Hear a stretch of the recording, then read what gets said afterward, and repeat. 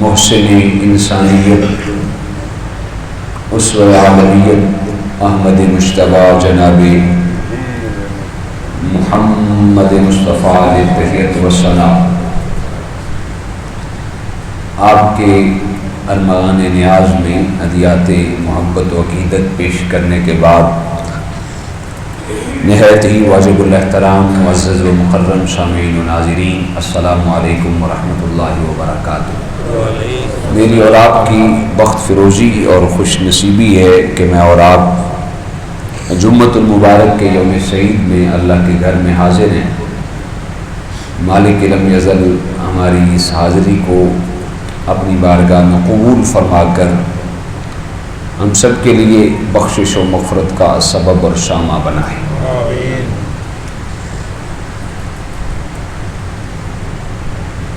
اس دنیا آب و گیتی کے اندر اعزازات اور درجات کی رفعت اور بلندی جن ذوات کو اللہ تعالیٰ نے کائنات میں سب سے بڑھ کر عطا کی ہے وہ انبیاء کرام علیہم السلام ہے۔ انبیاء کرام کو اللہ تعالیٰ نے عزتوں کی ایسی معراج عطا فرمائی کہ زمانہ اکٹھے ہو کر بھی ان کے قدموں کی خیرات کی دھول تک پہنچنے کی بھی ہمت اور طاقت نہیں رکھتا۔ انبیاء کرام علیہ السلام کی ذوات کے اندر کوئی بھی قابل نفرت بات، کوئی عیب، کوئی خامی، کوئی خلاف عقل بات اس کا تصور تک بھی نہیں کیا جا سکتا۔ اللہ نے انہیں اس کائنات کا پرفیکٹ انسان بنایا۔ 1,24,000 کم و بیش انبیاء کو اس کائنات میں اللہ پاک نے سرفراز کیا، امت کی رشد و ہدایت کے لیے، زمین کے نکھار کے لیے انبیاء کو سلسلہ وار تدریج بتدریج اللہ نے انبیاء کو بھیجا، اور پھر اللہ پاک نے ان انبیاء کرام علیہ السلام کی ذوات کے اندر حسب مراتب درجات کی بلندیاں رکھی۔ کسی کو بلندی کے اعتبار سے زیادہ درجے اور فضیلت عطا کر دی، اور کسی کو اس سے زیادہ فضیلت عطا کر دی، کسی کو اس سے زیادہ فضیلت عطا کر دی۔ اس کائنات میں سب سے بڑھ کر عزتیں اور عظمتیں، شانیں اور رفعتیں جس ہستی والا دیوار کو ملی ہیں وہ میری اور آپ کی پیارے آقا رحمت کونین امام الانبیاء سرور کائنات صلی اللہ علیہ وسلم کی ذات ہے۔ پھر جس جس کو جو مرتبہ ملا، جس جس کو جو عزت اور عظمت ملی، وہ آپ کے دامن کرم کے صدقے سے ملتی ہے۔ میں اور آپ آج عزت کے ساتھ سر اٹھا کے جیتے ہیں، چلتے ہیں، پھرتے ہیں، بیٹھتے اٹھتے ہیں، یہ صدقہ امام الانبیاء کے دامن قدس کا ہے۔ حضور رسالت امام صلی اللہ علیہ وسلم کے بعد اللہ تعالیٰ نے جس ذات کو سب سے زیادہ عزت اور عظمت اور بلندی کی معراج عطا کی وہ جد الانبیاء بدر الانبیاء جناب سیدنا ابراہیم خلیل اللہ علیہ السلام کی ذات ہے۔ جناب ابراہیم خلیل اللہ علیہ السلام کی ذات کو اللہ تعالیٰ نے ایسی ایسی بلندیاں عطا کی، ایسی ایسی رفعتیں عطا کی، اور اللہ پاک نے مراحل بار امتحانات سے گزارا، پھر جا کر آخر میں جا کر فرمایا واتخذ اللہ ابراہیم خلیلا، اے ابراہیم ہم نے آپ کو اپنا دوست اور اپنا خلیل بنا لیا ہے۔ اعزازات اللہ تعالیٰ نے جناب ابراہیم علیہ السلام کو جو عطا کیے وہ کسی اور کا مقصوم نہیں۔ سب سے بڑا اعزاز جناب ابراہیم صلی اللہ علیہ السلام کو اللہ تعالیٰ نے یہ عطا کیا کہ آپ کے اولاد پاک میں میرے اور آپ کے پیارے آقا رحمت کائنات صلی اللہ علیہ وسلم کو پیدا فرمایا۔ جو 4 کتابیں ہیں تورات، زبور، انجیل اور قرآن مجید۔ یہ جناب ابراہیم صلی اللہ علیہ السلام کو اعزاز حاصل ہے کہ چاروں کتابیں جن ذوات پہ نازل ہوئیں، جن برگزیدہ انبیاء اور رسل پہ نازل ہوئیں، ان چاروں ذوات کا تعلق جناب ابراہیم صلی اللہ علیہ السلام کی اولاد امجاد کے ساتھ ہے۔ اور پھر آپ کی سنت کو، آپ کے طرق کو، آپ کے منہج کو اللہ تعالیٰ نے مختلف دور میں اور مختلف شریعتوں کے اندر اللہ پاک نے باقی و ساقی رکھا۔ میرے اور آپ کے پیارے آقا رحمت کائنات صلی اللہ علیہ وسلم کی جو شریعت ہے، آپ کی شریعت دلربا میں جناب ابراہیم کی کئی باقیات ہیں جو آج ہماری شریعت کا حصہ ہیں۔ آپ کی یادگاریں ہماری شریعت میں قائم و دائم ہیں۔ یہ جو ہم بال تراشتے ہیں، بالوں کی بناوٹ اور سجاوٹ کرتے ہیں، اور ناخن تراشتے ہیں اور زائد بال اکھیڑتے ہیں، یہ جناب ابراہیم علیہ السلام کی باقیات کا حصہ ہے۔ اور حج کے ایام چل رہے ہیں، یہ یادگاریں ہیں جناب سیدنا ابراہیم صلی اللہ علیہ السلام کی۔ قربانی جیسا عظیم فریضہ ہے، یہ باقیات میں سے ہے جناب ابراہیم۔ ہم نماز سے پہلے وضو کرتے ہیں، وضو سے پہلے مسواک کرتے ہیں، یہ بھی جناب ابراہیم علیہ السلام کی باقیات کا حصہ ہے۔ تو جناب ابراہیم صلی اللہ علیہ السلام کو اللہ تعالیٰ نے ایسا اعزاز عطا کیا کہ آپ کے ذکر کو ہمیشہ باقی و ساقی رکھا۔ میں اور آپ نماز پڑھتے ہیں تو نماز اس وقت تک ہماری قبول نہیں ہوتی جب تک یہ ان کی عزت اور عظمت کا اظہار نہ کریں۔ اللہم صلی علی محمد وعلی آل محمد کما صلیت علی ابراہیم وعلی آل ابراہیم انک حمید مجید۔ آپ کے ذکر کو اللہ نے باقی رکھا۔ کیوں؟ آپ کا تعلق حضور رحمت کائنات صلی اللہ علیہ وسلم کے ساتھ تھا۔ ہر وہ ذات، ہر وہ چیز، ہر وہ پہلو، ہر وہ اسپیکٹ اللہ کو بڑا عزیز ہے، بڑا قرب والا لگتا ہے، جس کی نسبت، جس کا تعلق حضور رحمت کائنات صلی اللہ علیہ وسلم کے ساتھ ہوتا ہے۔ اللہ تعالیٰ نے، میں نے پچھلے جمعۃ المبارک پر بھی یہ بات کی تھی، اللہ تعالیٰ کی بہت ساری نشانیاں ہیں، لیکن اللہ نے فرمایا جو سب سے بڑی نشانی ہے وہ مقام ابراہیم ہے خانہ کعبہ کے اندر۔ حالانکہ اس سے بھی بڑی بڑی نشانیاں ہیں، لیکن علماء کہتے ہیں کہ اس کی وجہ یہ تھی، اللہ نے اس کو سب سے بڑی نشانی اس وجہ سے قرار دیا۔ اس پتھر پر کھڑے ہو کر جناب ابراہیم نے دعا مانگی، اے اللہ کعبہ بنایا میں نے ہے، بسانے کے لیے عظمت والا رسول بھیج دے۔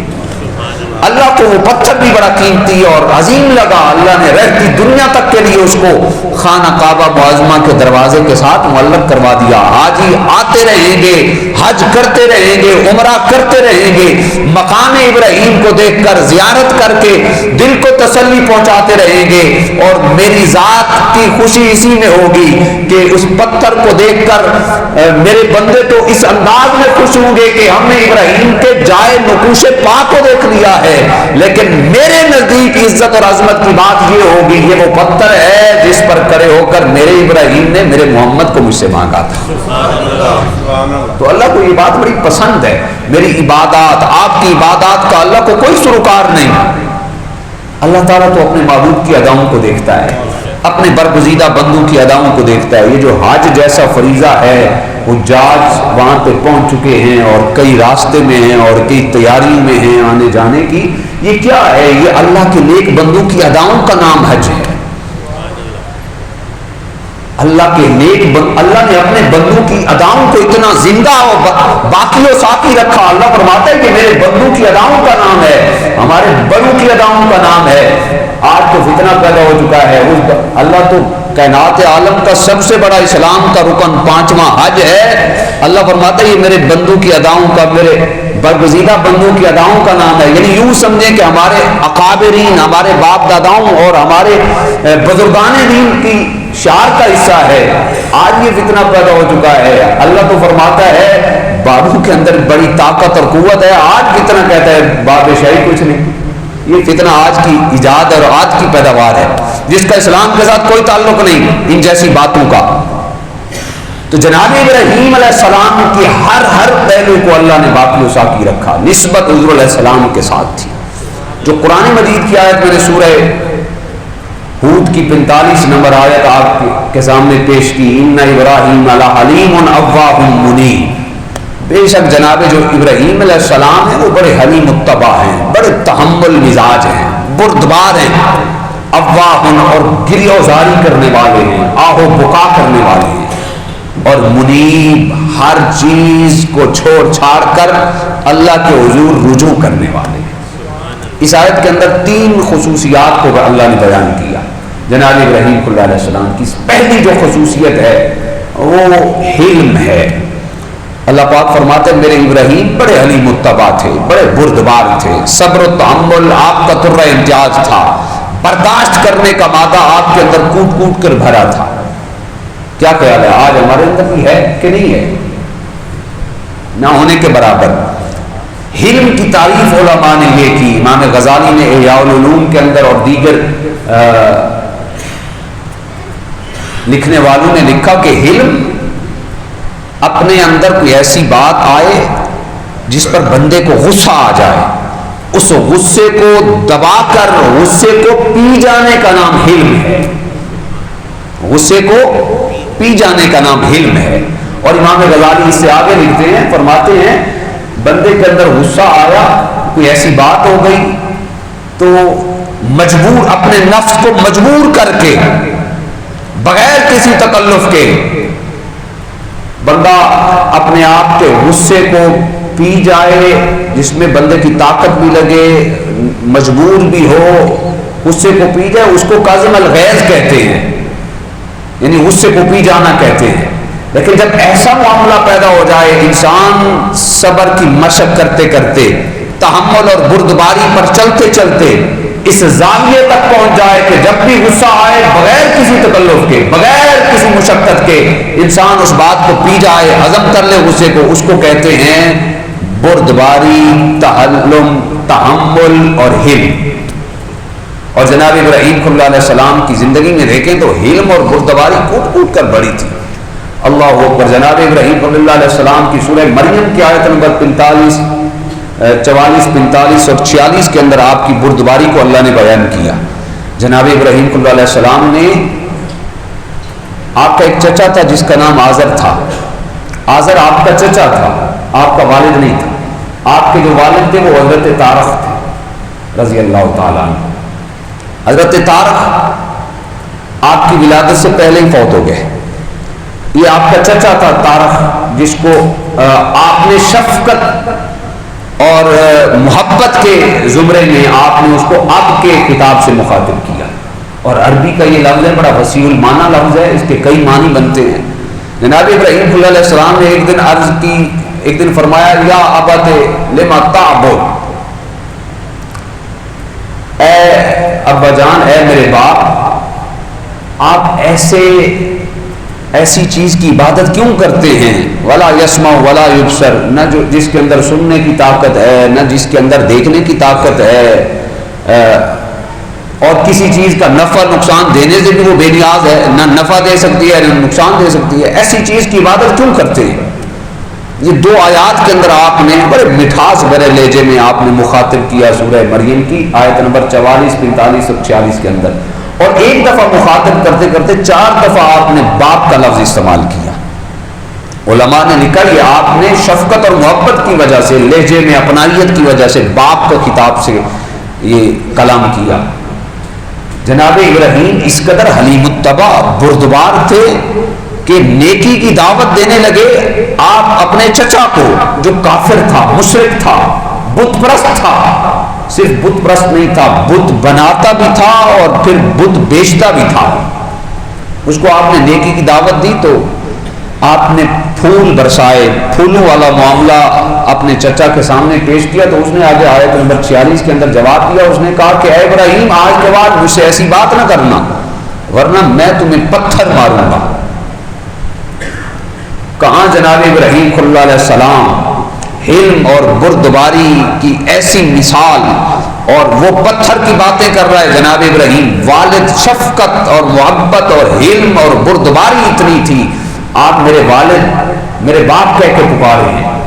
جناب ابراہیم صلی اللہ علیہ السلام اس قدر بردبار تھے، اس قدر حلیم الطبع تھے کہ قرآن مجید کے اندر کئی مقامات پر اللہ تعالیٰ نے آپ کی شان کو بیان کیا، کیونکہ حلم اور بردباری یہ کوئی عام وصف نہیں ہے، یہ بہت بڑی خوبی ہے، بہت بڑی خوبی ہے۔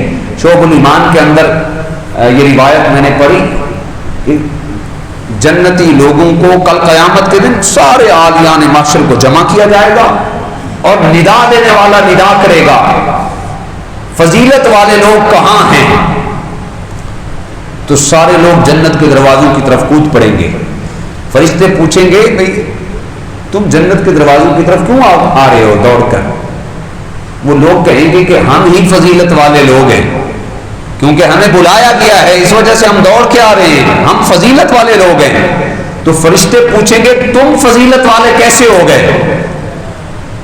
تو اس وقت بندگان خدا اللہ کے حضور عرض کریں گے جب کائنات میں ہم پر ظلم کیا جاتا تھا ہم صبر سے کام لیتے تھے، جب کائنات میں ہم سے برا سلوک کیا جاتا تھا ہم تحمل اور بردباری اور حلم سے کام لیتے تھے، جب کائنات میں کوئی ہم سے جہالت والا معاملہ پیش کرتا تھا اس وقت ہمارا حلم اور بردباری اور قوت برداشت پہلے سے زیادہ ہوتی چلی جاتی تھی۔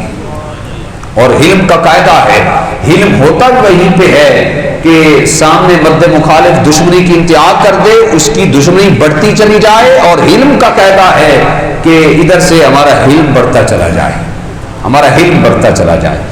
آج کل میرے اور ہمارے ہاں لمحہ فکریہ ہے، یہ بات تو بالکل نہ ہونے کے برابر، قوت برداشت ختم ہو گئی، صبر و تحمل بالکل ہے ہی نہیں۔ خصوصاً یہ جو سمجھانے والا معاملہ ہوتا ہے، والد بیٹے کو سمجھا رہا ہو، بھائی کو سمجھا رہا ہو، اولاد باپ کو سمجھا رہی ہو، تو بردباری اور حلم تو بالکل ختم ہو گیا، برداشت کا مادہ ہی ختم ہو گیا۔ کاش مالک ہمیں ایسی برداشت عطا فرما دے، ایسا حلم عطا فرما دے جس کی خیرات زمانہ 1500 سال سے حضور علیہ السلام کے در دولت نواز سے حاصل کر رہا ہے۔ حضور علیہ السلام اس قدر حلم اور بردباری کا اعلیٰ منبع تھے۔ جناب زید بن دسنا ابھی اسلام نہیں لائے تھے، جناب عمر فاروق رضی اللہ تعالیٰ عنہ راوی ہیں، حضور علیہ السلام کی بارگاہ میں آئے، آ کے حضور کا دامن تھاما، آپ کے دامن کو پکڑ کر جھٹک کر کہا کہ اے محمد آپ میرا قرض کیوں نہیں دیتے؟ حضور علیہ السلام نے جناب بلال کو دیکھا، بلال اس کے قرض کا کیا معاملہ ہے؟ جناب بلال نے عرض کی حضور اس کے قرض کی ادائیگی میں ابھی کافی دن رہ گئے ہیں، یہ ٹائم سے پہلے مطالبہ کر رہا ہے۔ زید بن دسنا نے حضور علیہ السلام کے دامن کو پکڑ کر جھٹک کر جھٹکا دیتے ہوئے یہاں تک گستاخی کی انتہا کی، اس نے کہا اے محمد آپ کو تو پورے خاندان کا نعوذ باللہ معاذ اللہ وتیرہ ہے کہ حقداروں کو حق ٹائم پہ ادائی نہیں کرتے۔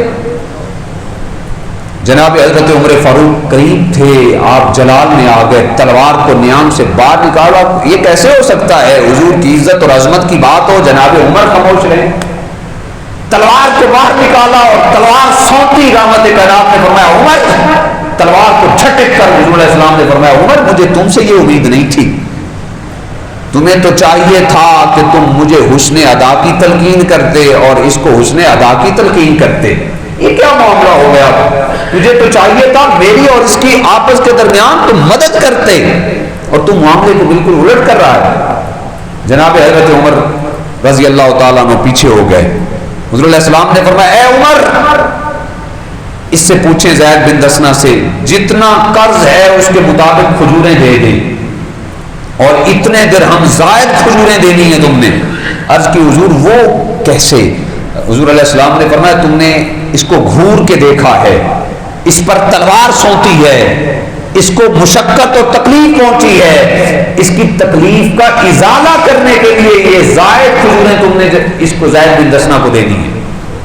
حضرت عمر حضور کا حکم سنتے زید بن دسنا کو ساتھ لے کر چلے گئے، جا کر کھجوریں ماپ کے تول کے کھجوریں دے دی زید بن دسنا کو، اور وافر کھجوریں دینے لگے تو زید بن دسنا نے کہا یہ کھجوریں کیوں دے رہے ہیں؟ جناب حضرت عمر فاروق رضی اللہ تعالیٰ عنہ فرماتے ہیں بس کھجوریں لے اور یہاں سے چلتا بن، ورنہ بات کہیں سے کہیں چلی جائے گی۔ تو زید بن دسنا نے کہا اے عمر یہ اپنی کھجوریں اپنے پاس رکھ، میں کوئی مانگت نہیں ہوں، میں کوئی بھکاری اور فقیر نہیں ہوں کہ میں اتنی کھجوریں لوں اور یہاں سے نکل جاؤں، مجھ سے بات صحیح طریقے سے نہیں کر رہے، آپ مجھے جانتے ہیں میں کون ہوں۔ جب جناب عمر کو زید بن دسنہ نے یہ کہا تو حضرت عمر فاروق نے فرمایا مجھے جاننے کی ضرورت ہی نہیں ہے، کھجوریں لو اور یہاں سے چلتے بنو۔ زید بن دسنہ کہنے لگے اے عمر ذرا ٹھنڈے دماغ سے میری بات سن لیں، میں زید بن سانہ یا زید بن دسنہ ہوں، مختلف روایات ہیں، ایک میں زید بن سانہ یا ایک میں زید بن دسنہ۔ حضرت عمر فرماتے ہیں زید بن سانہ تو وہ یہودیوں کا بہت بڑا عالم ہے، تو اس نے کہا میں واقعتاً وہی ہوں۔ حضرت عمر فاروق رضی اللہ تعالیٰ عنہ نے فرمایا یہودیوں کے بہت بڑے عالم ہو کر پھر حضور علیہ السلام کے ساتھ اس قدر بدتمیزی والی گفتگو اور تاجدار کائنات کی بارگاہ میں اس قدر نقص اور شان میں گستاخی۔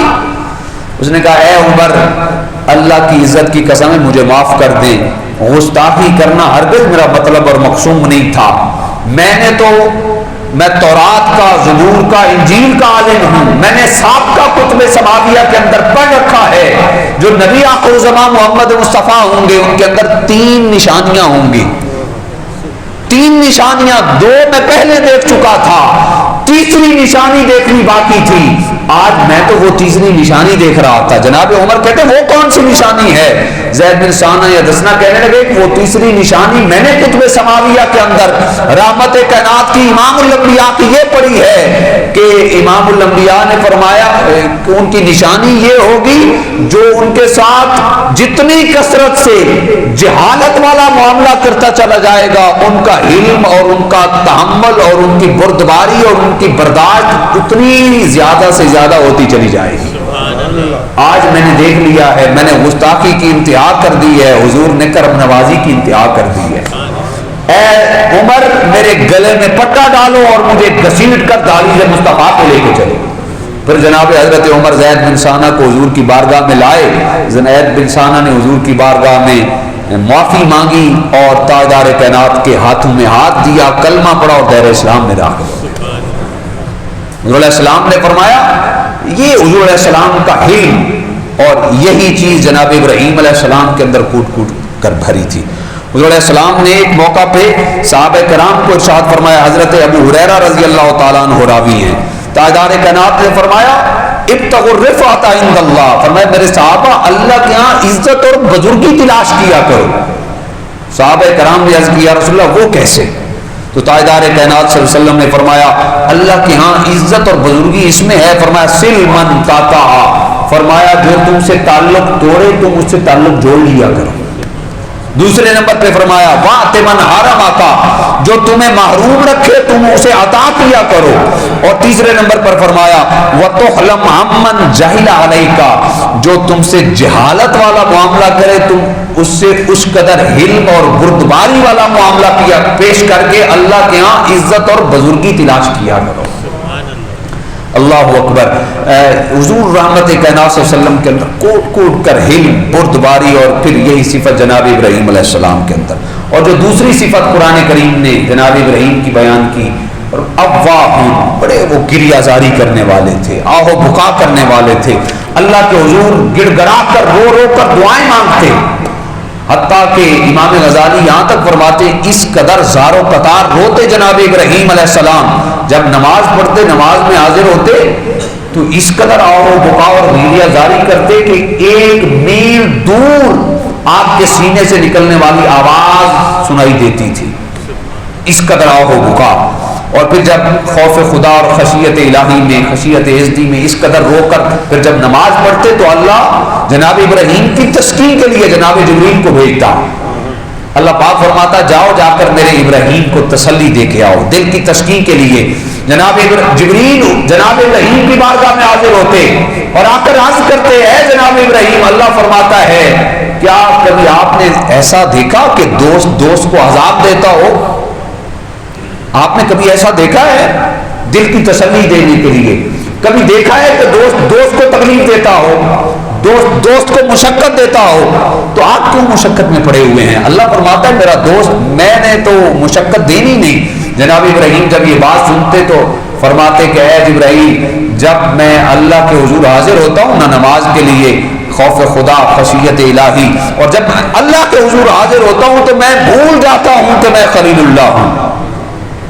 اس قدر گریہ وزاری اور آہ و بکا، اللہ اکبر۔ کہ جناب ابراہیم علیہ السلام کی پوری زندگی دیکھ لیں، آپ کی امتحانات میں گزری، آہو بکا اور گریہ زاری میں گزری. کاش مالک ہمیں بھی ایسا بننے والا بنا دے، ہمارے ساتھ ایسا معاملہ ہو، ہم رو رو کر اللہ کے حضور حاضر ہوں. آج ہر بندہ پریشانی میں ہے، ہر بندہ مشکل میں ہے، ہر بندہ چاہتا ہے کہ میری زندگی بڑی مشکل گزر رہی ہے. آج ہر چیز کا حل موجود ہے، لیکن ہمیں مانگنے کا طریقہ ہی نہیں آتا. اللہ کے حضور رو رو کر گر گرا کر روئیں، مانگے تو دیکھیں اللہ تعالیٰ تو وہ واقعہ بھی آپ کے سامنے ذہن میں ہے کہ کتنے سال بتوں کی پوجا کرنے والا بتوں کی پوجا کرتا، یا صنم یا صنم یا صنم یا صنم کہتا رہا، بت کی پوجا میں وقت گزارتا رہا. ایک دن نیند کے عالم میں، رش میں تھا، نیند کے عالم میں تھا، اس کی زبان بل کھا گئی اور اس کی زبان سے یا صنم کی جگہ پر یا صمد نکل گیا. تو اللہ پاک نے فرمایا جبریل جلدی کر قدرت کو یہ منظور ہے، اس کی زندگی کی سارے معاملات کو معاف فرما دے اور اسے حریم قدس اسلام کا پتہ اور راستہ بتا دے. جناب جبریل نے عرض کی بندہ اے مالک لم یزل، ساری زندگی تو وہ یا سنم کہہ کے پکارتا رہا ہے، ایک دفعہ اس کی زبان سے نکلا ہے. تو اللہ پاک نے فرمایا اے جبریل ساری زندگی پکارتا رہا یا سنم، اس نے ایک دفعہ بھی جواب نہیں دیا. آج مجھے ایک دفعہ پکارا ہے، اگر میں بھی جواب نہ دوں تو صنم اور سمد میں فرق کیا رہے گا؟ صنم اور سمد کا فرق اگر ملحوظ خاطر رکھنا ہے تو جلدی جاؤ اور اس کی مہاریں موڑ دو. جب کوئی بندہ اللہ کو حضور سیکھ کے دل سے حاضر ہوتا ہے تو اللہ تعالیٰ اس کی طرف کو قبول کرتا ہے. اور جو تیسری صفت جناب ابراہیم کی اس آیت کے اندر بیان ہوئی وہ منیب کی ہے. منیب انابت ان سے ہے. انابت اس کا مطلب یہ بنتا ہے کہ بندہ ہر چیز چھوڑ چھاڑ کر اپنے مالک کے حضور حاضر ہو جائے، ہر چیز چھوڑ چھاڑ کر ہر چیز کو اب اللہ کے راستے میں قربان کر دے. اس حوالے سے وہ جناب ابراہیم کا واقعہ آپ کے سامنے ہے. آپ بہت بڑے امیر کبیر تھے، اللہ نے کھیت کھلیان مال مویشی کی کثرت عطا کر رکھی تھی. اللہ کے ذکر سننے میں آپ نے پوری جمع پونجی اللہ کے راستے میں قربان کر دی. اس کو بڑے بڑے علماء نے اس واقعہ کو، اس روایت کو کوٹ کیا. جناب ابراہیم فلسطین میں قیام تھا. جناب ابراہیم علیہ السلام کے پاس اس قدر دولت کی کثرت تھی، مال کی کثرت تھی، گائے بھینسیں اونٹ بکریاں مال مویشی کی اتنی کثرت. ایک دن جناب ابراہیم صلی اللہ علیہ السلام چراگاہ میں آپ کے مال مویشی چر رہے تھے.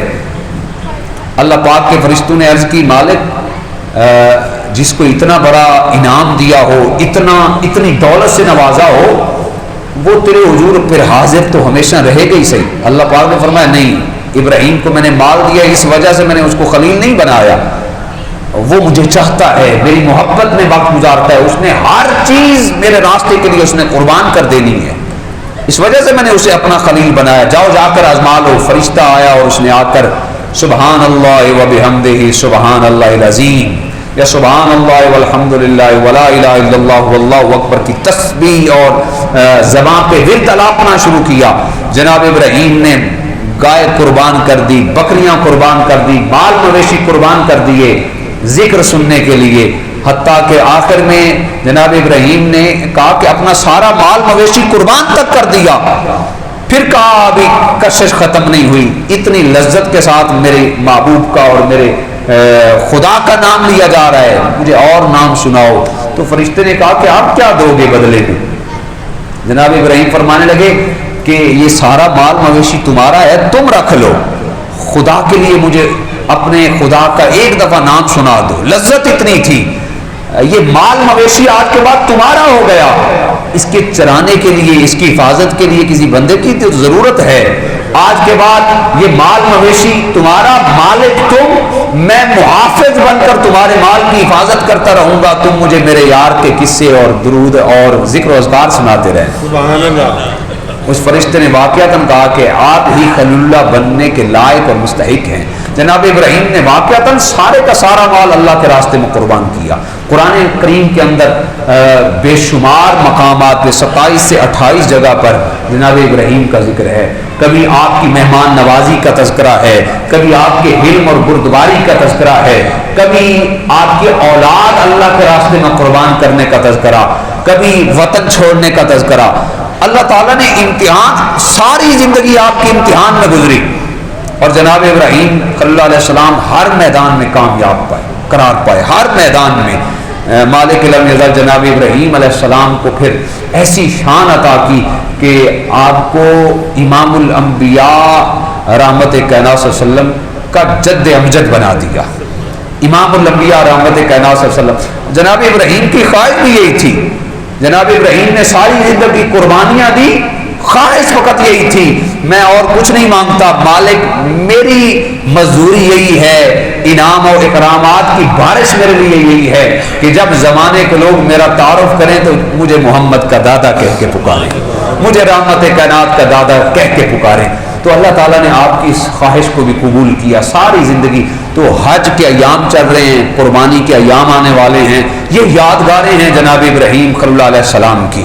کبھی صفا مروہ پہ دوڑیں تو جناب سیدہ حاجرہ پاک کی سنت اور آپ کی یاد تازہ ہے، زمزم کا پانی پئیں تو جناب اسماعیل ذبیح اللہ علیہ السلام کی یاد تازہ ہے، مقام ابراہیم پہ پہنچیں تو جناب ابراہیم کے قدموں کے نشانات کی یاد تازہ۔ اللہ تعالیٰ کو یہ ادائیں پسند ہیں۔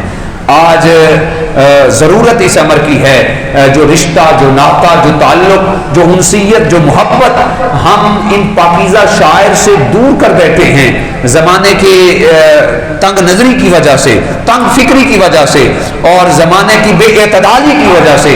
ضرورت اس امر کی ہے ہم اپنے بڑوں کے قریب ہوں، شاعر اسلام کے قریب ہوں، تاکہ جو ذوق دین کا جو مزاج ہے وہ مزاج ہمیں نصیب ہو جائے۔ اللہ تعالیٰ میرا اور آپ کا آنا اپنی بارگاہ میں قبول فرمائے۔ وآخر دعوانا